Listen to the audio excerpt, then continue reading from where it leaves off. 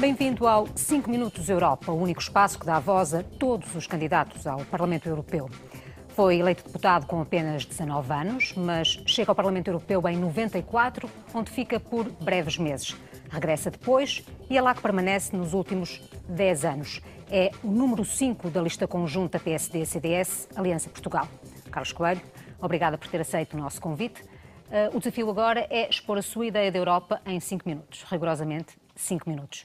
Eu começava por lhe perguntar o que é que está a falhar no projeto europeu. Eu acho que o que está a falhar no projeto europeu é sobretudo a ligação com os cidadãos, ou seja, a ideia de que a burocracia da Europa prevalece sobre a eficácia das medidas. E também a ideia de que quando as coisas correm bem é sempre trunfo de quem está à frente dos governos nacionais e quando as coisas correm mal é sempre culpa de Bruxelas e de Estrasburgo. É também um problema de comunicação.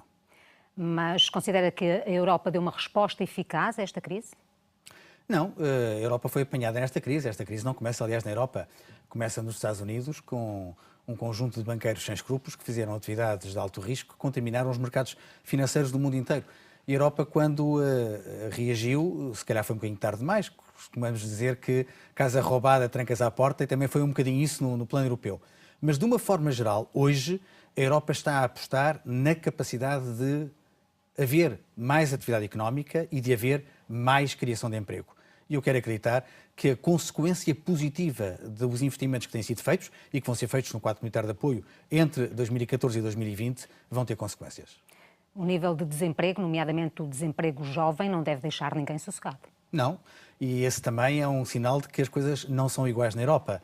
Ou seja, há países com mais desemprego e países com menos desemprego. Falando no desemprego jovem que referiu, e que é talvez a expressão mais preocupante do desemprego, a expressão do desemprego na Alemanha são 8%. 1 em cada 12 jovens alemães não tem emprego. Enquanto que, por exemplo, na Grécia ou em Espanha é mais de 50%. São mais do que 1 em cada 2 jovens sem emprego. O que significa que há também aí uma assimetria entre os países do Norte e os países do Sul, ou se quiserem, os países mais ricos e os países mais pobres. Por isso eu lhe perguntava no início o que é que está a falhar neste projeto europeu. Eu acho que é necessário mais solidariedade europeia, sem dúvida. Mas é necessário que nós também percebamos que as coisas se têm que fazer com os pés assentes na terra, ou seja, que o crescimento tem que ser sustentável. Muitas vezes, quando falamos na sustentabilidade da economia, falamos muito no ambiente e na ideia de que o nosso crescimento tem que ser saudável, mas também tem que ser saudável economicamente. Ou seja, nós não podemos ter um crescimento sustentado no endividamento, porque isso acabam por ser as próximas gerações a pagar. O facto de termos tido um português à frente da Comissão Europeia neste período de crise aguda foi importante? Eu acho que sim, porque nós não tínhamos que explicar ao Presidente da Comissão Europeia o que era a coesão económica e social.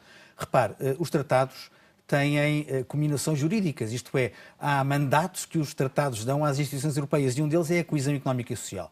E aqui há poucos anos houve um conjunto de países, não apenas os 6 chamados contribuintes líquidos, mas mais alguns outros, que tentaram nacionalizar essa política de coesão. Isto era, tentar que deixassem de ser as instituições europeias e passassem a ser os governos nacionais. Olha, isso é um absurdo, porque aquilo que nós queremos é reduzir as assimetrias de desenvolvimento entre os mais ricos e os mais pobres da Europa. Isso obriga a políticas europeias e, portanto, nós não podemos devolver aos Estados-membros essa responsabilidade. Agora, vamos ser claros, há um conjunto de instituições e há um conjunto de Estados-membros para os quais esta coesão económica e social não é uma prioridade. Para os portugueses tem de continuar a ser. Mas não é isso que está a acontecer. Não, em muitas áreas é.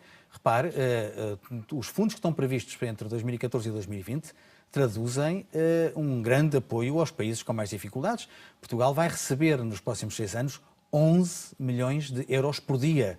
Eu creio que dizer que isto não é apoio é um pouco injusto. O que é que une PSD e CDS no plano europeu? A nossa convicção de que a Europa é uma Europa do crescimento, é uma Europa do emprego e é, sobretudo, uma Europa dos cidadãos.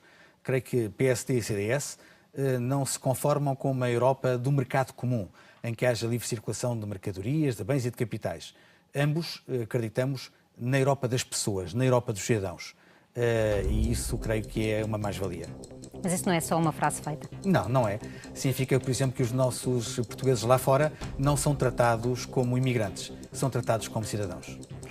O que é um bom resultado para o PSD nestas É ganhar as eleições? eleições, isso é claro.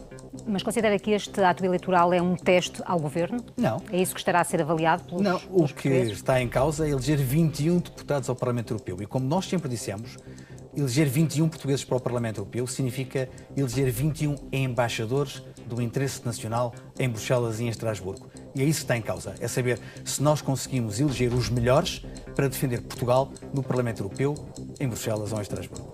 As últimas sondagens dão um crescente peso para partidos nos extremos, a extrema-direita ou a extrema-esquerda. Isso é preocupante? É, ao nível europeu é. Há muitos países europeus em que há extremos, que são eurocéticos, portanto podemos ter grandes partidos, grandes países com